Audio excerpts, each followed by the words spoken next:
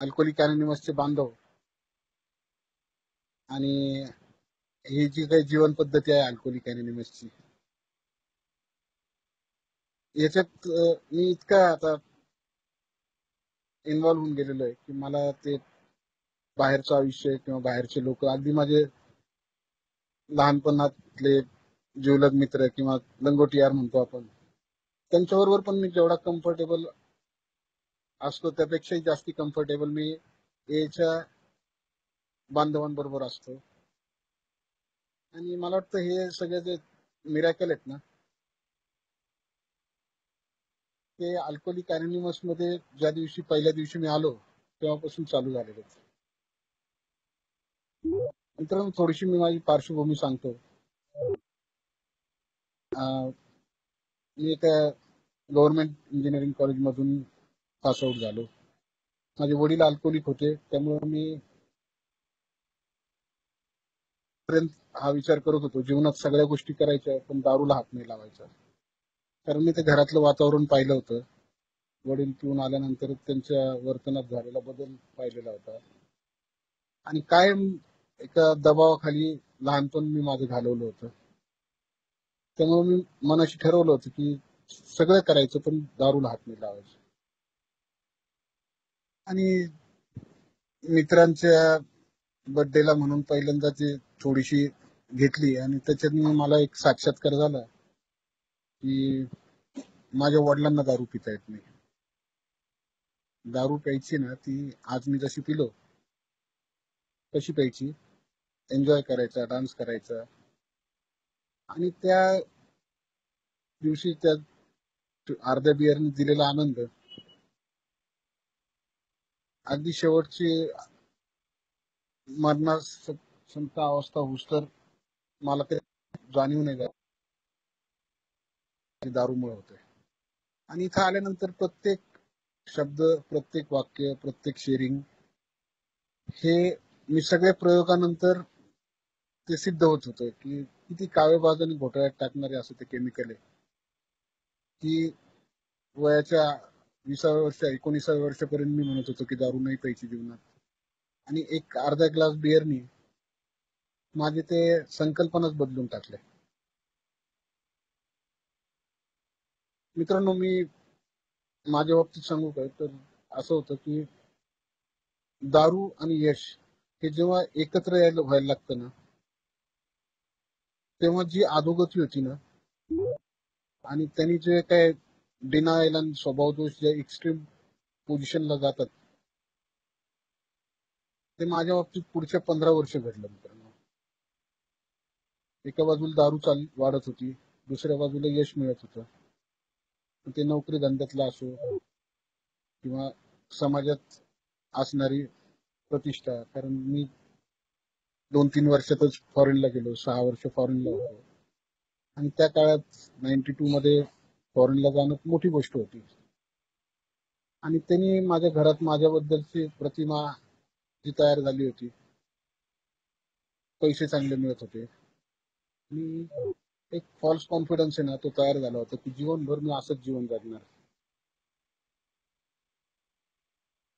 हे जे deadly combination आहे ना, वाढत जाणारी दारू आणि मिळणारं यश, ते माझ्यासारख्या दारुड्याचा ना सत्यानाश करून टाकलं. म्हणजे शेवटच्या काळातलं मी तुम्हाला सांगतो की 1.5 वर्ष मी कुठं राहत होतो, काय करत होतो, मला ते अजूनही नीट नीट खिशात थोडेसे पैसे आले, कुठून तरी झोल केले की मी नाशिक सोडून निघायचो, कुठेही गावोगावी फिरायचो, त्या देशीच्या अड्ड्यावर दिवसभर बसायचं, तिथं गावात एखाद्या कॉट बेसिसवर राहायचं, नसेल तर स्टँडवर झोपायचं. आणि एकेकाळी जेव्हा सुरुवात होती तेव्हा चांगल्या क्वालिटीची किंवा स्कॉच प्यायची तर प्रीमियम स्कॉच असेल तर मी पिल. जॉनी वॉकर रेड लेबल नाही पिणार, गोल्डन लेबल असेल तर पिल. ही मला चॉईस होती. कोणाबरोबर बसायचं, किती प्यायची, कुठल्या क्वालिटीची प्यायची, ते मी माझ्या चॉईसने ठरवत होतो. आणि ज्या दिवशी त्या क्वालिटीची दारू नसेल तर त्या दिवशी मी पित पण नव्हतो. पण हे ना फार थोड्या काळ चाललंय. नंतर मग ते ती नाही आहे तर मग दुसरी आण चालेल, असं व्हायला लागलं. हे जो आजार आहे ना, इथं आल्यानंतर मला सांगितलं होतं हा प्रोग्रेसिव्ह आहे, वाढत जाणार आहे. माझ्या बाबतीत त्या सगळ्या गोष्टी तंतोतंत घडत चालल्या होत्या. लग्न झालं, मुलगी झाली, बायकोलाही फॉरेनला घेऊन गेलो. आता बायकोची कधीतरी कंप्लेंट असायची की तुमचं पिणं वाढत चाललेलं आहे, किंवा पहिलं पिल्यानंतर तुम्ही जसे वागत होतात तुमच्या वागण्यात फरक पडतोय. आणि मी तिला माझ्यासाठी कारण भरपूर असायचे की मला किती प्रेशर आहे, किंवा काहीतरी भ्रामक कल्पना स्वतःबद्दलच्या. पण मी कधीच मान्य नव्हतं करत की हे दारूमुळे घडतंय, किंवा माझ्या दारूच्या पिण्याच्या सवयी, प्रमाण याच्यामध्ये काही बदल घडतोय. इव्हेंच्युअली अशी परिस्थिती झाली की मी तिकडून जेव्हा परत आलो तेव्हा मी खरं काम करायचं लायकीच राहिलेलं नव्हतं. फिजिकली कदाचित मी काम करू शकत असेल, पण स्वभाव दोष माझे इतके वाढून गेले होते, प्रचंड अहंकार तयार झालेला होता. आणि लाथ मिळेल तिथं मी पाणी काढेल अशी काहीतरी स्वतःबद्दलची चुकीची भ्रामक कल्पना तयार झालेली होती. इंडियात आल्यानंतर वर्ष दोन वर्ष दोन वर्षात 3 जॉब बदलले. आणि एक दिवस डिक्लेअर करून टाकलं की इंडियामध्ये ना मला माझ्या कामाची किंवा माझ्या हुशारीची काही इथं किंमत नाही. इथं पॉलिटिक्स जास्त असतं, इथं लेग पुलिंग असतं. आणि मी वन फाईन मॉर्निंग निर्णय घेऊन टाकला की मला बिझनेस करायचा. मित्रांनो, लोक बिझनेस चालू करतात, ते त्यांच्या आधी प्लॅनिंग करतात, त्यांच्या डोक्यात ते त्यांनी म्हणजे त्यांचे महत्वाकांक्षा असते. माझ्या सगळ्या गोष्टी आहेत ना, हे जमत नाही म्हणून ते करायचं, ते जमत नाही म्हणून ते करायचं, अशातून सगळा जन्म झालेला होता. मग अशा अशा गोष्टी ज्या केल्या जातात त्यात यश मिळणं अशक्यच असतं.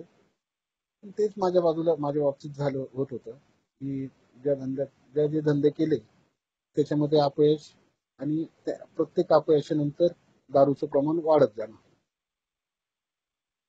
त्याच्यापासून अजून काही गोष्टींचा जन्म होत होता की त्या माझ्या अपयशाबद्दल मी कोणाला तरी दोषी पकडायला लागलेलो होतो. आणि त्यातल्या त्यात बायको आणि वडील हे दोन माझे नेहमी टार्गेट ठरले. माझ्या अपयशाबद्दल मी स्वतःला कधीच दोषी नाही पकडलं. बायकोला कायम ब्लेम करायचो की तू मनहूस आहे, मी धंदा चालू करायचं म्हणलं तेव्हापासून तू पाय घालते मध्ये, आणि तुझ्यामुळे हे सगळं होतंय. जवळचा पैसा संपत चालला होता, कर्ज घेणं चालू केलं, काही मित्रांकडनं कर्ज घेतलं, काही नातेवाईकांकडनं घेतलं, काही बँकेकडनं घेतलं. धंदाही बऱ्यापैकी सुरुवातीला चालू होता, पण त्याच्याबरोबर दारू पिणं, डान्स बार, मोठ्या सवयी, मोठेपणा करायचं सवयी, त्यामुळे ते सगळं आर्थिक गणित आहे ना, ते हळूहळू माझं हाताबाहेर चाललं होतं. आणि त्याचा दोष मी कायम बायकोला देत होतो. 7-8 वर्षानंतर मी तिला मारझोड करायला लागलो, तिच्या आई बापाच्या नावाने शिव्या द्यायला लागलो. हळूहळू हे रोजचं होऊन गेलं. प्रचंड दारू पिऊन यायची आणि तिला दोष द्यायचा. स्वतःवर मी बिलकुल खुश नव्हतो. आणि 11 वर्षानंतर मित्रांनो त्या बायकोने ना मला घटस्फोट देऊन टाकला. त्याच्या आधी 2-3 वेळेला ती सोडून गेली, मी जाऊन घेऊन आलो. प्रत्येक वेळेला ते इमोशनल ब्लॅकमेल करणं, खोट्या किंवा अर्धसत्य कमिटमेंट करणं. असं नाही की मी दारू सोडायचे प्रामाणिक प्रयत्न ना असफल झाले. बायको घटस्फोट झाल्यानंतर जे काही नामुष्किलीचं जीवन होतं, माझ्या घराण्यात तो पहिला घटस्फोट होता. आणि झालेली अधोगती आई वडिलांना पूर्ण कळत होती. वडिलांनी मला सांगितलं होतं माझ्या घरात तुला राहायला जागा नाहीये, तू तुझं पहा. माझ्या मुलीला आई वडिलांनी ठेवून घेतलं, भावाने ठेवून घेतलं. आणि मग माझ्यासाठी ना तर जगातली सगळ्यात मोठं माझ्यावर प्रॉब्लेम मध्ये आहे मी. हे मी माझं स्वतःलाच कन्व्हिन्स करून घेतलं आणि मग 24 तास दारू पिणे चालू झालं. ती दारूची प्रत खालावत गेली. देशीवर आलो. पहाटे 3-3:30ला देशी लागायला लागली. दारू नसेल तर मला उभं राहता यायचं नाही. कित्येक वेळा मी चड्डीतच मुतून दिलेलं आहे. कित्येक वेळा मी त्या बाथरूम पर्यंत रांगत रांगत गेलेलो. आणि एक दिवस एक दिवस माझी बहीण आली. मी मालेगाव स्टँडला त्या देशीच्या अड्ड्यावर बसलो होतो. तिथं बाहेरून तिने मला बाहेर बोलून घेतलं. ती मला घरी घेऊन आली. वडिलांची समजूत तिने घातली. वडिलांनी मला जवळ घेतलं की जाऊ दे, आता जे झालं ते झालं. मलाही खरं प्रामाणिकपणे वाटलं होतं त्यावेळेस की आता घटस्फोट झालाय. आता वडिलांनी सांगितलं या मुलीची जबाबदारी मी घेतो. तू काही काम धंदा नको करू, तुझी जबाबदारी मी घेतो, पण दारू पिऊ नको. आणि मला खूप बरं वाटलं मित्रांनो. मी वडिलांची माफी मागितली. आणि मनोमनी ठरवून टाकलं की आता याच्या पुढे ना स्पर्श नाही करायचा. मला हॉस्पिटलला ऍडमिट केलं भावाने. डिटॉक्स केलं गेलं आणि मी 1 महिनाभर दारूपासून दूर राहिलो मित्रांनो. तिथं जे सांगितलंय ना, एकदाचा दारुडा तो कायमचा दारुडा. पहिला घोट घातक. एक दिवस महिनाभर झालेला होता. मी माळ्यावर कधीतरी लपवलेली एक अर्धी क्वार्टर होती, ती माझ्या हाताला लागली. माझ्या डोक्यात हा विचार आला की कशाला फेकून द्यायची, आपण तर दारू सोडली आहे, एवढी पिऊन टाकू आणि संपला विषय. त्या दिवशी मी त्या अर्धी स्टीलच्या ग्लासमध्ये टाकून प्यायलो आणि तिसऱ्या दिवशी देशीच्या अड्ड्यावर फुल टाईट होऊन बसलेलो. मधल्या काळात सेकंड मॅरेज झालं. परत चालू झालेली दारू. पहिल्याच्या बायकोच्या बाबतीत जे व्हायचं तेच घडत होतं. वडिलांनी शेवटी त्यांचे होप संपून गेले. दुसरी बायको सोडून गेली. शारीरिक परिस्थिती दिवसेंदिवस बिकट होत चाललेली होती. या सगळ्यांचा दोष मी घरातल्यांना देत होतो आणि मला कोणीच नको असं चालू झालं होतं. इथं सांगितलं होतं की याचे शेवटचे परिणाम जे आहेत ते अकाली मृत्यू किंवा वेडेपण. मी अगदी त्या वेडेपणाच्या काठावर कुठेतरी उभा होतो. माझ्या डोक्यात धर्म बदलायचे विचार यायला लागलेले होते. मी एकदा त्या अनेक मी प्रयोग केले. आता ते तेवढं शेअर करता येणं अवघड आहे.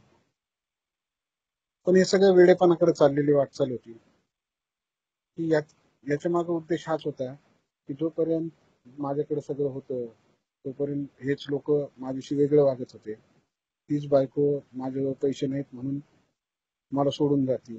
पण मी हा कधीच विचार नाही केला की दारू पिऊन माझे मुळात असलेले दोष, बिहेव्हिअरल डिसऑर्डर ही आता टोकाला जाऊन पोहोचलेली आहे. हळूहळू पोटात पाणी भरायला लागलं, लिव्हरला सूज आली, सिरोसिसची सुरुवात झाली म्हणून डॉक्टरनी सांगितलं. भयानक त्रास व्हायचा. पण दारू नाही मिळाली तर मी जगू पण शकत नव्हतो. आणि माझ्यासारखा अहंकारी दारुडा ना कोणाची मदत घ्यायला तयार होत नाही. आणि हळूहळू माझ्याकडे डोक्यात मरणाचे विचार यायला लागले. माझा भाऊ डॉक्टर आहे, तो पण थकून गेला. त्यांनी त्याच्याकडनं प्रयत्न केले होते आणि मी एक होपलेस केस झालो होतो. मी लो कॉन्फिडन्स, लो सेल्फ इस्टीमला पोहोचलेल्या दारुड्याची जी अवस्था असते ना, तीच माझी अवस्था झालेली होती. पोट वाढलेलं, खांदे खाली पडलेले, चेहरा सुजलेला आणि आर्थिकदृष्ट्या पूर्ण संपून गेलेला, कंगाल झालेला दारुडा. मग याला पैसे माग, त्याला पैसे माग, घरात जे काय होतं ते हळूहळू सगळं संपत चाललं होतं. आईने येऊन एकदा भांडे सगळे घेऊन गेली. मी गॅसचं सिलेंडरही एकदा विकून टाकलं, म्हणजे काही बायकांनी पुरं नाही. आणि अशा अवस्थेत मित्रांनो मला ऍक्सिडेंटली अल्कोहोलिक अनॉनिमसचा मेसेज पुण्यात मिळाला. मी अल्कोहोलिक अनॉनिमसच्या मीटिंगला या लोकांनी फॉलोअप केल्यानंतर आलो. पण माझा ऑनेस्टली मी तुम्हाला सांगतो, माझा असा अजिबात विश्वास नव्हता किंवा पहिल्या काही मीटिंग होत तर मला असं वाटत नव्हतं की माझी दारू थांबू शकेल. कारण बरेच प्रयोग माझ्यावर झाले होते. अगदी सुरुवातीला मी प्रामाणिकपणे माझ्याकडून केलेले प्रयत्न दारू थांबवण्यासाठी, पहिल्या दुसऱ्या बायकोनी केलेले उपास तापास, देवधर्म, भावानी अनेक डॉक्टरांना दाखवलं होतं. नाशिक मधले सगळे सायकॅट्रिस्ट, लीलावती सायकॅट्रिस्ट बरोबर सिटिंग झालेल्या होत्या. माझ्या मामाने तर फरशीवाले बाबांकडे नेलं होतं. आई वडिलांनी नारायण नागबळी केला होता. सगळ्या ज्या काय शक्य होतील तेवढ्या सगळ्या प्रयत्न केल्यानंतर मी या अवस्थेला पोहोचलो होतो. त्यामुळे मला वाटत नव्हतं की या मीटिंगने, पण एक गोष्ट होती की पहिल्या दिवशी जी मी मीटिंग केली त्यांनी मी या मीटिंगच्या बाबतीतून मला ते प्रचंड अट्रॅक्शन तयार झालेलं होतं की इथले लोक, इथले हे मित्र, त्यांच्याबद्दल नाही मला सुप्त अट्रॅक्शन चालू झालं होतं की हे लोक जे वागतायत बोलतायत सगळे दारूबद्दलच सगळा विषय चाललेला असायचा, पण यातलं कोणी दारू पिलेलं नाहीये. त्या बार मध्ये जे काही मी बोलायचो किंवा तिथले बोलणं असायचं ते अहंकाराने भरलेलं आणि फॅन्टसी मध्ये जास्त असलेलं असायचं. ती भाईगिरीची भाषा किंवा तुझं खानदान विकत घेऊन, आणि हे इथं उलट सांगत होते की अरे बाबा माझं सगळे वाट लागून गेली, होतं नव्हतं ते गेलं, नोकरी गेली, बायको गेली, आणि हे सगळे आयडेंटिफिकेशन कुठं ना कुठं मिळत होते. पण ऑनेस्टली स्पीकिंग दारू थांबवण्यासाठी ना काहीतरी काहीतरी मोटिव्ह लागतो, जो माझ्याकडे राहिलाच नव्हता. शारीरिक दृष्ट्या पूर्ण संपलेलं होतं. आता मरेल तर 6 महिन्यांनी. आर्थिक दृष्ट्या सगळं कंगाल झालेलं होतं. कौटुंबिक दृष्ट्या दुसरी बायकोही सोडून गेलेली होती. माझ्या मुलीला माझा भाऊ सांभाळत होता. तर अशा अवस्थेत काही चांगलं होईल या विचाराने दारू थांबवणं माझ्यासाठी शक्यच नव्हतं. आणि मित्रांनो, एक दिवस मीटिंग करून पेलेलंच होतो मी त्या अवस्थेत. आज आपल्यामध्ये नाही आहे तो मेंबर. कणकवलीचा प्रसाद आलेला होता नाशिकला. तो मला भेटला त्या दिवशी रात्री 12-12:30 वाजेपर्यंत त्याच्याशी त्या सुरुची हॉटेलपाशी गप्पा मारत होतो. आणि त्यांनी बोलताना एक शब्द वापरला जो मला ना खूप क्लिक झाला मित्रांनो. मी त्याला म्हणलं की अरे काही आता जीवनात करण्यासारखं काहीच राहिलेलं नाही. 99.90% माझं आयुष्य संपलंय आणि कशाला दारू थांबायचं असं मला वाटतं. आणि थांबणंही शक्य नाहीये कारण माझी शारीरिक अवलंबूनत्व खूप दारूवर आहे. तो म्हणला की तू म्हणतोय ना, पण 0.1% तुला मद्यमुक्त राहण्याचा परमेश्वराने पूर्ण अधिकार दिलेला आहे. कदाचित तुझं 2 महिने आयुष्य असेल तर 2 महिने तू मद्यमुक्त राहून तो आनंद घेऊ शकतो. मित्रांनो, ते कुठतरी मला ना ते स्ट्राईक झालं की मी आजपर्यंत कसंही वागलोय, काही केलंय तरी पुढचं आयुष्य मात्र मी, ही चॉईस मला परमेश्वराने दिलेली आहे. मी रिहॅब मध्ये गेलो. रिहॅब मध्ये राहिल्यानंतर जाताना मला प्रश्न विचारला किंवा नॉर्मली जे रिहॅब मध्ये गेलेत त्यांना माहिती असेल, माझ्याबरोबरच्या लोकांनाही जे डिस्चार्ज होत होते त्यांना विचारलं की इथून गेल्यावर काय करणार, कसं आयुष्य प्लॅन करणार. कोणी सांगितलं आता धंदा करणारे, हे करणारे, ते करणारे. मला काहीच नव्हतं आठवत, मला काही समजतही नव्हतं. मी पण एक गोष्ट मी बोललो की इथून गेल्यानंतर मी अल्कोहोलिक अनोनिमसची मीटिंग करणार आहे. कारण करण्यासारखं काहीच राहिलेलं नव्हतं. लोकांचे घेतलेले पैसे, त्यामुळं रस्ते मला बरेचसे बॅन झालेले होते की या रस्त्याने नाही जाऊ शकत. आणि प्रचंड भीती, कोणी मला पकडलं तर मी काय करणार. आणि अशा अवस्थेत मी त्या अल्कोहोलिक अनोनिमसच्या मीटिंग करायला लागलो. आणि दारू तर थांबली होती, पण दिवसभर यायच्या मित्रांबरोबर जायचं, काम धंदा तर राहिलेला नव्हता. पण रात्र मात्र खायला उठायची मित्रांनो. याची मीटिंग करून आलं, पैसे राहिलेले नव्हते. आईला नितीन एकदा मला बोलला की म्हणलं नितीन यार माझे काय काय करावं काही समजत नाहीये, पैसे नाही आहेत माझ्याकडे. मीटिंगला मी पायी पायी येतो कारण आता आईला पैसे मागायची लाज वाटते की रिक्षाला पैसे दे. मी 6 वाजता इथून माझ्या घरून निघायचो. 5-6 किलोमीटर मीटिंग शालीमारला होती. पायी पायी यायचो. त्याने माझी शारीरिक प्रकृती पण चांगली व्हायला लागली. चेहऱ्यावरची सूज, बॉडी मधून ते डिटॉक्स व्हायला लागलो. ते चालण्याने खूप फायदा झाला. पण ह्या समस्या होत्या खाण्यापिण्याच्या. तिने मला सांगितलं की तू 2-3 महिने जर का जेवायची सोय केली कुठं, तर फक्त मीटिंग कर, हे लिटरेचर वाच. आणि मी ऐकलं त्याचं. आईला लाज वाटत होती वयाच्या 37व्या वर्षी जाऊन आईला म्हणायचं की माझी 2 वेळची सोय कर. कारण वडिलांनी सांगितलं होतं की आईला की त्याच्याशी तू बोलताना जरी दिसली तर तुलाही घरातून बाहेर काढून देईल. एकदा आईला एकटं गाठून म्हणलं माझी 2 वेळची सोय कर जेवायची. लाज वाटत होती मित्रांनो. पण शेवटी त्या आईचं हृदय असायचं. ती लपून मला वरती जेवण आणून ठेवून द्यायची. खूप वेळा असं व्हायचं की तो घास आहे ना गळ्यातच अटकून जायचा. सगळं ते आठवल्यानंतर की काय करून बसलो आपण. आणि असं ते प्रचंड मानसिक तणाव असलेलं जीवन होतं सुरुवातीचं. पण इथले बांधवांनी मला वेळोवेळी जी काही मदत केली, वेळोवेळी मला जो धीर दिला की हेही दिवस जातील, ते कुठेतरी वाटायचं की जातील कदाचित. जर या लोकांचे गेलेत तर माझेही जातील. मित्रांनो, दारू जशी थांबली तसे संकट वेगळ्या वेगळ्या स्वरूपात यायला लागले.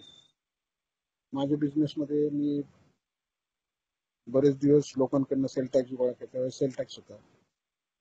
सेल टॅक्स घेतलेला होता, बिलं फाडलेले होते आणि तो सेल टॅक्स काही भरला नव्हता, ऑडिट केलेलं नव्हतं. आणि त्या नोटिसा 3-4 वर्ष झाले येत होते आणि ते फाडून फेकून द्यायचो. मी जसं सोबर झालो त्या महिनाभरात लक्षात आलं की या नोटिसांचं स्वरूप तर खूप बदललेलं आहे. ते आता लिगल ऍक्शन कडे चाललेले आहे. भीती वाटायची. रस्त्यावर हवालदार जरी दिसलं तरी मला उगीच भीती वाटायची की आता मला पकडून नेलं आणि जेलमध्ये टाकलं. मित्रांशी बोलायला लागलो. एकदम मी अल्पतोनला गेलो होतो एका ठिकाणी. आपला एक मेंबर होता. तो त्याच्या शेअरिंग मध्ये बोलला की असं असं माझे सेल टॅक्सचे प्रॉब्लेम होते. आज मी त्याच्यातून सगळ्यातून बाहेर आलोय. पुण्याला त्याच्याकडे गेलो. त्याला विचारलं बाबा कसं काय. मला असं वाटलं की तो काहीतरी सोर्स असेल त्याच्याकडे, कोणीतरी कमिशनर असेल, कोणी सचिव लेवलवर तो माझं सेटिंग करून देईल. पण त्यांनी मला ते सांगितलं किंवा अल्कोहोलिक अनोनिमस मध्ये आल्यानंतर जे जे मला सल्ले मिळाले ना, ते सल्ले न पटणारे होते. डायजेस्ट तर बिलकुलच होणारे नव्हते. पण त्यांनी मला ते सांगितलं की तू जा तिथं ऑफिसला, तुझ्या रिकव्हरीकडे ज्या ऑफिसरकडे प्रकरण आहे त्याला जाऊन प्रामाणिकपणे सांग की माझ्या हातून ही चूक झाली, मला यातून बाहेर यायची. म्हणलं एवढा सल्ला ऐकण्यासाठी मी ऑल द वे पुण्याला नाही आलेलो आहे. मनात विचार केला. मी जे काही सल्ले दिले अगदी माझ्या कौटुंबिक गोष्टीपासून तर हे आर्थिक म्हणा किंवा हे जे काही जीवनात चाललं होतं त्यावेळेचे सल्ले जे ना ते इतके पॉवरफुल आणि इव्हेंच्युअली पुढे जाऊन ते फायदेशीर ठरले. पण त्या क्षणाला मला असं वाटत होतं की हे नाही, चुकीचं आहे. बायकोच्या बाबतीत तेच. दुसरी बायको सोडून गेली होती. ती पण घटस्फोट द्यायचा तिचा विचार पक्का झाला होता. पण कधीतरी ती एकदा म्हणली होती तू कदाचित दारू थांबवली तर मी परत येईल. मी दारू थांबलेली होती. मी 6 महिने झाले. त्यानंतरही काही संपर्क नव्हता. आणि शेखरला नेहमी म्हणायचो की अरे मी आता कमीत कमी फोन करून बायकोला सांगतो की दारू थांबवली.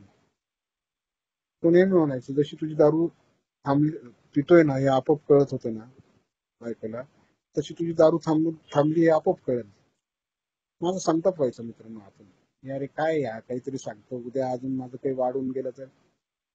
पण एक गोष्ट मित्रांनो मी का केली, मजबूर होतो, हतबल होतो, किंवा तुम्ही हतबलता मान्य केली होती किंवा पहिली पायरी स्ट्रॉंगली घेतली होती, व्हॉट एव्हर जे काय होतं ना, पण मी संताप जरी केला तरी या मित्रांनी दिलेला सल्ला कधी ओलांडला नाही.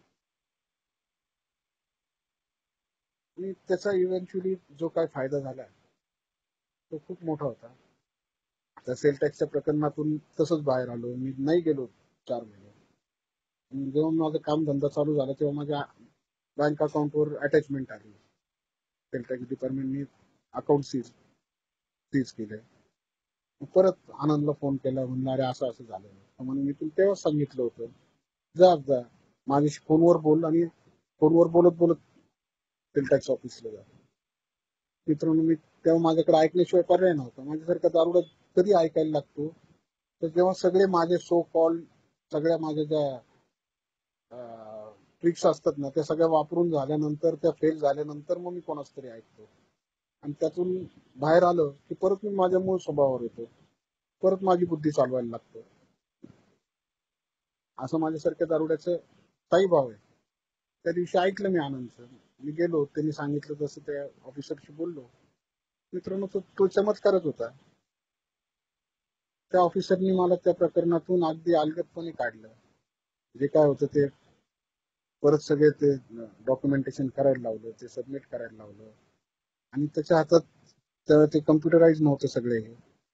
त्यांनी अगदी कमीत कमी फाईन करून मला इंटरेस्ट लावून, फाईन आणि इंटरेस्ट दोन्ही गोष्टी होत्या. तर इंटरेस्ट तर माफच केला मला आणि फाईन काहीतरी नॉमिनल लावून मला ते रेग्युलराईज करून दिलं. तसंच बायकोच्या बाबतीत मी ऐकलं, कदाचित मी 6-8 महिन्यांनी फोन केला असता तर बायको आली पण असती. पण येताना मला एका प्रोसिजर मधून जावं लागलं असतं. मला त्या सासूरवाडीला जाऊन त्यांचे हातपाय पकडावे लागले असते, मध्यस्थी टाकावं लागलं असतं. नंतर त्यांनी मला माझ्याकडनं लिहून घेतलं असतं की मी मारहाण करणार नाही, मी शिव्या देणार नाही, मी दारू पिणार नाही. कदाचित मी ते सगळं लिहून पण दिलं असतं, मान्य केलं असतं. पण माझ्या मूळ स्वभावावर यायला मला फार कमी वेळ लागतो मित्रांनो. बायको परत आली असती तर परत मी तेच चिडचिड आणि खुन्नस काढण्याचं काम केलं असतं. म्हणून परमेश्वराने जे काय माझ्या बाबतीत योजलेलं ना, त्याला आणि प्रिअम्बल मध्ये दिलेलं आहे की आमच्या बाबतीत गोष्टी कधी कधी हळूहळू तर कधी लवकर काम करतील. पण हे जोपर्यंत मी त्या परमेश्वराची इच्छा काय आहे जाणून घेत नाही, आणि ऑनेस्टली स्पीकिंग ना, मला ते परमेश्वराची इच्छा या संकल्पना किंवा या गोष्टीबद्दल आहे ना, खूप दिवस कन्फ्युजन होतं. पण परमेश्वर मी आजपर्यंत पाहिलं नाही. माझ्या जीवनात जे काही चांगलं घडलं, जे काही माझ्या विचारांमध्ये बदल घडले, ते जेव्हा जेव्हा मी अल्कोहोलिक अनोनिमसची 1.5 तासाची मीटिंग केली किंवा एखाद्या अल्कोहोलिक अनोनिमसच्या बांधवाबरोबर माझ्या जीवनातल्या घडणाऱ्या गोष्टींबद्दल बोललो आणि त्याचं मी ते ऐकून घेतलं, त्याच्यानंतर माझ्या जीवनात काही बदल घडले जे परमेश्वराने घडून आणले असं मी म्हणू शकतो. मग माझ्यासाठी जर का मी परमेश्वर पाहिलेलं नाहीये आणि एखादा बांधव जेव्हा त्याच्या शेअरिंग मधून काहीतरी सांगतो आणि त्यांनी विधायक प्रोडक्टिव्ह कन्स्ट्रक्टिव्ह बदल माझ्या जीवनात होतो, तेव्हा मला असं वाटतं परमेश्वर प्रत्यक्ष न येता त्याच्या तोंडून त्यांनी मला हे सांगितलेलं आहे. पण ही माझी श्रद्धा आहे ना, बसायला मला सुरुवातीला 2-4 चमत्कार पाहिजे होते. जो काय तो पुश पाहिजे होता ना, तो योग्य वेळेला घडला. आणि आता आज माझी बिलीफ सिस्टम अशी आहे की अल्कोहोलिक अनोनिमस ते बांधव हेच परमेश्वर आहेत. आणि ते कुठलं तरी बांधव त्याच्या शेअरिंग मधून काहीतरी त्याचे अनुभव सांगत असतो आणि त्यांनी माझ्या डोक्यात आज चालणारे विचार त्याच्यामध्ये किंवा माझ्या असलेला डोक्यातला प्रश्न याला ते सोल्युशन तो नकळत देऊन जातो, जेणेकरून त्या गोष्टीमुळे होणारे दुष्परिणाम किंवा त्या गोष्टीमुळे होणारे परिणाम हे माझे टळले जातात. त्यामुळे या हळूहळू या गोष्टीशी मी इतका एकरूप होत गेलो. खूप वेळा असं व्हायचं, हळूहळू कामकाज चालू झालं, काम मिळत नव्हते, जे काय मिळायचे त्याच्यामध्ये सुखी कसं राहायचं. कदाचित मी नसतो फेलोशिप मध्ये तर मी ते असमाधानी वृत्ती माझी पहिल्यापासून आहे, मी ते कदाचित समाधानी नसतो राहिलो. परत मग ते फ्रस्ट्रेशन, परत त्याचं कोणाला तरी ब्लेम, परत ती दारू. पण जे काय घडत होतं ते हळूहळू पण स्टेडीली घडत होतं. बायको सव्वा वर्षानंतर बायको परत आली. वडिलांच्या बाबतीत म्हणाल तर जेव्हा वडिलांना मी प्रचंड त्रास दिला होता, त्यांच्या कुठल्याही भावना जपलेल्या नव्हत्या.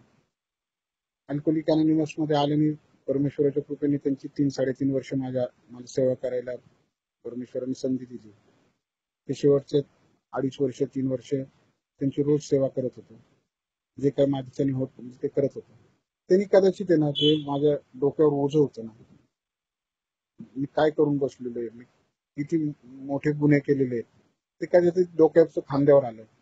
आणि जेव्हा मी माझ्याबद्दल असलेली माझी प्रतिमा, मी स्वतःबद्दल केलेली माझी जी प्रतिमा आहे ती आणि माझं रोजचं वर्तन हे जेव्हा जवळ यायला लागतं ना, तेव्हा माझं सेल्फ इस्टीम वाढायला लागतो, माझ्याबद्दलचा आदर मला तयार व्हायला लागतो. जो पूर्वी काय होत होतं की मी माझी बद्दलची असलेली प्रतिमा माझ्या मनात आणि माझं वर्तन त्याच्यामध्ये प्रचंड तफावत असायची. त्यामुळे मी तो चिडचिडेपण किंवा जे काय रेस्टलेसनेस म्हणलं गेलेलं ना पुस्तकात, तो कायम माझ्याकडे असायचा.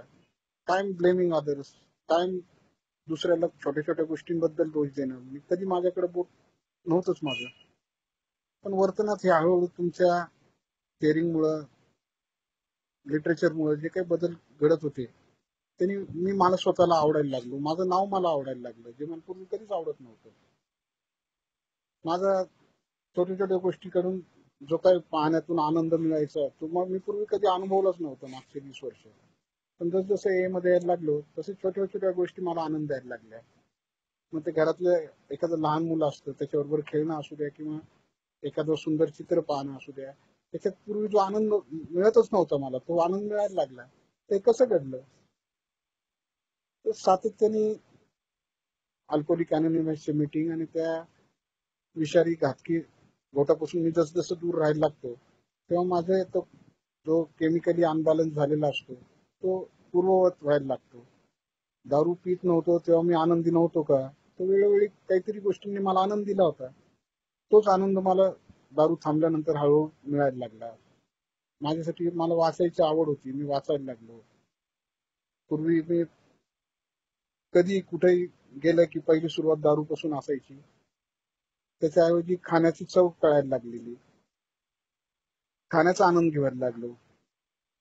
बायको आल्यानंतर हळूहळू कुटुंबाशी कनेक्ट व्हायला लागलो. पण ह्या गोष्टी करताना आहे ना मला माझ्या मर्यादा आणि माझे स्ट्रेंथ काय हे ओळखून घेणं जरुरी आहे. मग मी कोणाबरोबरही सातत्याने खूप चांगले सलोख्याचे संबंध ठेवू शकत नाही हे माझ्या लक्षात आलंय. मी पैसा कमवू शकतो पण मी त्या पैशाचा वापर कसा करायचा याची अक्कल मला नाहीये. घरातले कुटुंबातले जे काही निर्णय ते आई आणि बायको जे घेतात त्याच्याबरोबर मी राहतो. त्यांनी काय झालं तर त्यांनी काय झालं तर कुटुंबामध्ये सुसंवाद व्हायला लागला. जे ताणलेले कौटुंबिक संबंध होते त्याच्यामध्ये सुधार व्हायला लागला. आर्थिक बाबत म्हणाल तर मी भावाच्या सल्ल्याशिवाय कुठलीच गोष्ट करत नाही. माझे काय जे काय सरप्लस सरप्लस इन्कम असेल ना ते मी त्याच्याकडे द्यायला लागलो. हळूहळू त्यांनी माझे ती जी काय फायनान्शियल डिसिप्लिन म्हणा किंवा प्लॅनिंग म्हणा ती ती हळूहळू त्यांनी व्यवस्थित करून दिली. माझ्या LICच्या ज्या अनेक पॉलिसी होत्या ज्या बऱ्याच वर्षापासून बंद पडलेल्या होत्या त्यांनी परत त्या रिन्यू करून घेतल्या, त्या स्टॅगर केल्या. जे पूर्वी मार्च यांच्या वेळेसच यायच्या ते त्यांनी स्टॅगर करून 2-2 महिन्याला एक हप्ता येईल असं करून घेतलं. माझ्याकडचे आलेले एक्स्ट्रा असलेले माझ्याकडचे पैसे त्यांनी कुठेतरी इन्व्हेस्ट करायला लागला की त्यातून माझं इन्कम व्हायला लागलं. हे मी पूर्वीच्या काळात आत्तापेक्षाही चांगले इन्कम असताना सुद्धा मला जे जमलं नाही ते व्हायला लागलं. त्यामुळं सगळ्या गोष्टी मला कळतात, मला अक्कल आहे ह्या माझ्या कल्पनेला ना मोठं ते हे पडलं. आज प्रत्येक गोष्टीवर मी डिपेंडंट आहे. मग ते डिपेंडन्सी चांगली का वाईट यात मी जात नाही, कारण आज माझ्या बाबतीत चांगलं घडतंय. जर ती डिपेंडन्सी मीटिंगची असू द्या किंवा हे बाकीच्या गोष्टीतली असू द्या, ती मीटिंगला गेल्याने ना कदाचित ते काही बांधवांना किंवा कोणाचं हे वेगळं असू शकतं, पण मीटिंगला गेल्याने माझे पुढचे 22.5 तास नीट जातात ना. त्या मित्रांमध्ये गेल्यावर एक वेगळा आनंद मिळतो मला, मी ते कंटिन्यू करतो. एखादी गोष्ट माझ्यासाठी काम करतेय ना तर ती आता मला डिस्टर्ब नाही करायची. जी पूर्वी माझं काय असायचं की एखादी गोष्ट चांगली काम करायला लागली की माझं काहीतरी मी त्याच्यात पाय घालायचो. आमचं सोनी नेहमी म्हणतो कुत्ते को भी हजम नाही होता. तसंच होत होतं. मला कुठली गोष्ट व्यवस्थित चालली की ते काहीतरी मी त्याच्यात आडकाठी आणायचो. माझ्यासाठी सगळ्यात मोठा दुश्मन मीच आहे. कदाचित दारू जरी थांबली तरी माझ्या वर्तनात असणारे दोष आहे ना, हे माझी जी काय अपेक्षित ग्रोथ आहे ती थांबवतात. मी इव्हेंच्युअली इथं आल्यानंतर एक लक्षात आलंय की माझं मोजमाप जे आहे ना, ते अल्कोहोलिक अनॉनिमस मध्ये आल्यानंतर माझ्या आध्यात्मिक हेल्थवर मला फोकस करायचा आहे. मला पहिल्यांदा असं वाटायचं की रिकव्हरी म्हणजे तर कोणी एखादी नवीन गाडी घेतली की अरे त्याची रिकव्हरी लय भारी हो, किंवा एखाद्याने काही नवीन हे घेतलं, काही आर्थिक हे केलं की मी ते रिकव्हरी सगळी आर्थिक गोष्टी पाहायचो. पण मला आता पूर्ण लक्षात आलेलं आहे की ही रिकव्हरी ना, हे मोजमाप करायचं हे साधन नाही. तो रिकव्हरीचा कदाचित छोटासा भाग असू शकेल, पण ही रिकव्हरी ही आध्यात्मिकच असली पाहिजे. ही तुमच्या कुटुंबात रिफ्लेक्ट झाली पाहिजे. कुटुंबातले तुमच्याबद्दलचे असलेले विचार किंवा तुमच्याशी जेव्हा खूप वेळा असं होतं, मला सुरुवातीला तर हे मी फार वेळा प्रश्न ओल्ड टाइमरला विचारलाय. आईला म्हणायचो हे बायको आहे ना, पीत होतो तेव्हा ती सगळं ऐकायची, सगळ्या गोष्टी व्यवस्थित चालायच्या. आजकाल ती उलट बोलायला लागती, काय वाटेल ते बोलती. पण मित्रांनो, ते एका हेल्दी आयुष्याकडे जाण्याचं सिग्नल आहेत ते. पूर्वी त्यांना मी कोणाला बोलू देत नव्हतो, व्यक्ती स्वातंत्र्य नव्हतं. मीटिंगचे वेळ झालेली आहे का?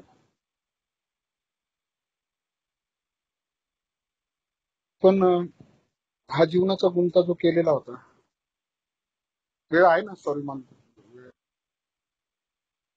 हो बोला हॅलो. बोला ज्ञानोजी भाऊ. जीवनाचा जो गुंता 20 वर्षात करून ठेवला होता, तो एका रात्रीत सुटण्यासारखा नव्हता ना. मला हा गुंता आहे ना, एक एक धागा पकडून वेगळा करून तोडवायचा आहे. माझ्यासाठी हा गुंता इतका मोठा होता की पहिले मी वर्षभर तर फक्त माझ्यासाठी प्रायोरिटी नंबर 1 to 100 ही होती की दारूपासून दूर राहायचं.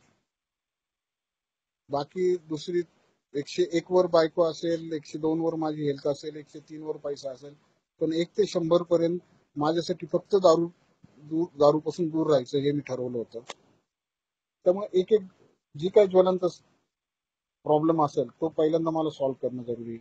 एकाच वेळेला अनेक पातळींवर युद्ध करण्यात काही अर्थ नाही, किंवा मला जीवनाचं युद्ध जिंकायचंय. या छोट्या मोठ्या लढाई हारल्या तरी स्वतःला त्रास नाही करून घ्यायचा. मला मी सुरुवातीला जी काही लढाई केली असेल तर ती फक्त दारूच्या बरोबरच केली, आणि त्यामध्ये काय केलंय की मी बाकीचे कामं थोडे माझ्यासाठी थांबवून दिले. प्रायोरिटी सगळ्या थांबवून दिल्या. अल्कोहोलिक अनॉनिमसच्या मीटिंग्स, मॅक्सिमम बाहेर फिरणं, अगदी 100 मी ऑनेस्टली सांगतो, माझ्याकडे 100-150 रुपये जरी आले ना, तर मी सकाळी पंचवटी पकडायचो, मुंबईत जाऊन मीटिंग करायचो, कोणीतरी बांधवाबरोबर जेवण करायचं, म्हणजे तोच जेवण द्यायचा, संध्याकाळी परत मीटिंग करायची आणि नाशिकला यायचं. खूप छान वाटायचं मित्रांनो. काही म्हणजे ऑनेस्टली सांगतो मी, कदाचित आज तरी खूप भीती तयार झालेल्या आहेत की आता हे सगळं परत आलेलं आहे, हे जाऊ नको आता तुम्ही. आता काय सगळ्याचे काय आर्थिक किंवा बाकीच्या गोष्टी परत आलेल्या आहेत, त्या हातातून जायला नको ह्या भीती तयार झालेल्या आहेत. पण मी सांगतो की माझं ते अल्कोहोलिक अनॉनिमस मध्ये येणं आणि त्यानंतरचे पुढचे वर्षभर यामध्ये ना, मी जीवनातलं जे आनंदी काम पिरियड असेल ना, त्यापैकी तो एक आनंदी पिरियड होता. कारण मला त्यावेळेस कुठल्याच भीती राहिलेल्या नव्हत्या. मी सगळ्या गोष्टीसाठी मानसिकदृष्ट्या तयार झालेलो होतो की उद्या बायकोनी जरी घटस्फोट दिला तरी तिला मी इतका त्रास दिलाय की तिने द्यायलाच पाहिजे होता. कदाचित ही शिक्षा मला कमी आहे. उद्या त्या सेल टॅक्सच्या केससाठी मला जर का 7.5 वर्षाची लागली असती तर मी तो गुन्हा केलेला आहे आणि तो मला त्याची शिक्षा भोगायची. भीती माझ्या का तयार झाल्यात आज, की आता आज मला असं वाटतं की मी काय जे कामं करतोय, जे हे करतोय, तर ते अनेक चुकीचे कामं करतोय आणि त्याची शिक्षा मला नकोय. यातून त्या भीती निर्माण होत आहेत. पण त्यावेळेस मी केलेल्या प्रत्येक चुका गुन्ह्यासाठी ना मी शिक्षेला तयार झालेलो होतो. त्यामुळे मला त्या भीती राहिलेली नव्हत्या. वर्षभरातलं माझ्या जीवनातले जे काही चांगले काळ असतील त्यापैकी तो तो काळ होता. आणि एक नवीन विश्व मिळालं होतं. नवीन अल्कोहोलिक अनॉनिमसचे बांधव आणि ते सगळं लिटरेचर आणि ते बोलणं आणि ते सगळं म्हणजे मी भारावलेल्या अवस्थेत होतो मित्रांनो. पण एवढं नक्की आहे की अल्कोहोलिक अनॉनिमस मध्ये आल्यानंतर माझ्या विचारांनी, माझ्या अपेक्षेने जीवनात बदल घडत नाही. मला तो वेळ देणं, त्याच्यासाठी सातत्याने प्रयत्न करणं आणि मला कुठं थांबायचंय, कुठं नाही, म्हणजे कुठं पळायचंय हे समजण्याची ज्ञान आहे ना, इथं आल्यानंतर आपोआप व्हायला लागतं. मला असे अनेक बांधव भेटतात की त्यांच्यासारखं व्हावं आपण, असं वाटायला लागतं. आणि मी जेव्हा त्यांच्याशी बोलतो तेव्हा त्यांच्या अनुभवातून ते सांगतात मला.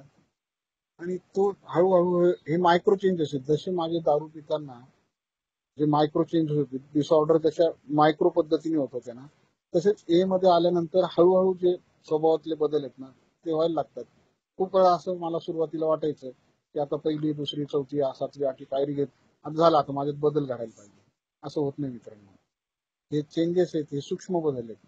हे सूक्ष्म बदल ज्या पद्धतीने मी या कार्यक्रमावर काम करेल तशा पद्धतीनेच येणार, पण ते ओव्हरनाईट मिरॅकल कुठलेच होणार नाहीये. ना आर्थिक होणार आहे, ना कौटुंबिक होणार आहे, किंवा रात्रीतून मी 12 पायऱ्या घेतल्या म्हणून सकाळी मी परमेश्वराची जवळीक माझीशी निर्माण होणार आहे, असं असं होणार आहे का? नाहीये, प्रॅक्टिकली पॉसिबल नाही. मला ह्या गोष्टीची जाणीव असणं आणि त्या गोष्टीकडे सातत्याने प्रयत्न करणं, हे सगळं करत असताना बऱ्याच वेळा चुका होतात. पण मला ही गोष्ट डोक्यात पक्की ठेवायला जरुरी आहे की मी जो मार्ग निवडलेला आहे ना, मी जर का भटकलो तर हा मार्ग तो नाहीये, मला परत जाणं जरुरी आहे. मला तो रोल बॅक होणं माझ्यासारख्या दारुड्याचा प्रॉब्लेम होता. पण आज समजतं की चूक होती, बऱ्याच वेळा चूक होती. कदाचित ती चूक मी पुढचे 4 दिवसही कॅरी करतो. 5व्या दिवशी त्याची जाणीव होती आणि ती चूक करेक्ट करायची. मग ते त्यात कोणाची माफी मागणं असो किंवा अमेंडमेंट असो किंवा काहीतरी आर्थिक व्यवहारातली गोष्ट असो, ती 5व्या दिवशी, 8व्या दिवशी कदाचित होती. पण अजूनही ते 7-8 दिवस लागतात किंवा अजूनही तो बायकोला आलेला राग तेवढ्या रात्रीपुरता मी कॅरी करतो. म्हणजेच काय होतंय की जी माझी पूर्वी नीतिमत्ता, नियत 1 रुपयासाठी बिघडायची, ती कदाचित आज 10 रुपये, 20 रुपये, 50 रुपये, 100 रुपयासाठी होत असेल. पण हे जे चेंजेस आहे, हा जो प्रवास आहे ना, हा मला सुखावणार आहे. पण त्याच्याबरोबर एक दुसरी जाणीव होती की लॉंग वे टू गो. हा जीवन मार्ग आहे ना, वैकुंठ भूमी तेव्हाच हा संपणार आहे. तेव्हाच माझ्यातला अल्कोहोलिक आहे ना, तो संपणार आहे. तोपर्यंत मी अल्कोहोलिकच आहे. तोपर्यंत तेच दोष आहेत. त्याच्यावर रोज मला झगडायचं, रोज काम करायचंय. त्यातून छोटे मोठे जे काय विजय मिळेल त्याच्यात आनंद मानायचा. माझा स्वभावच असा होता ना की 10 कामं असतील तर त्यातले 8 कामं झाली आणि 2 कामं नाही झाले तर रात्री मी ते 2 कामं नाही झाले म्हणून चिडचिड करत असायचो. आज एक काम झालं ना तरी ते एक कामाचा मी आनंद सेलिब्रेट करतो. एखादा प्रॉब्लेम आहे किंवा एखादं हे त्याची इंटेन्सिटी कशावर अवलंबून आहे, तर त्यानंतर तयार होणारा दुसरा प्रॉब्लेम किंवा दुसरी गोष्ट, तीच गोष्ट मला छोटी वाटायला लागते. एक लाईन मारली तर ती छोटी का मोठी विचारल्यानंतर मला सांगता येत नाही, पण तिच्या बाजूला एक मोठी लाईन मारली तर मग सांगू शकतो मी ही छोटी लाईन आहे. जीवन माझं तसंच आहे. मला कुठल्याही गोष्टीचा त्याला ग्लोरीफाय करायचं नाही, जे मी वारंवार करत आलेलो आहे. मग तो आनंद असू द्या, दुःख असू द्या. पण हे सगळं तुमच्या सानिध्यात राहतो, मीटिंग करतो आणि खरंच ऑनेस्टली सांगतो, एखादा किंवा शिवा म्हणतो ना की ते पुष्पक विमान जर का हा कार्यक्रम मी आहे तसा घेतला तर पुष्पक विमान घ्यायला येईल. तर माझं पूर्ण खात्री आहे मित्रांनो, हा कार्यक्रम जर का जसा आहे तसा मी आचरणात आणायचा प्रयत्न केला ना, तर ते पुष्पक विमान कोणासाठी पण येऊ शकतं. तुम्ही सर्वांनी मला बोलायला संधी दिली. मला जसं थोडकं मोडकं बोलता आलं, माझे अनुभव सांगता आले, मी सांगायचा प्रयत्न केला. काही चुकून काही शब्द वेडावाकडा गेला असेल किंवा कोणाला दुखवलं गेलं असेल त्यातून, तर माफ करा. आणि मला तुम्ही संधी दिली याबद्दल परत एकदा मी सर्वांचे आभार मानतो.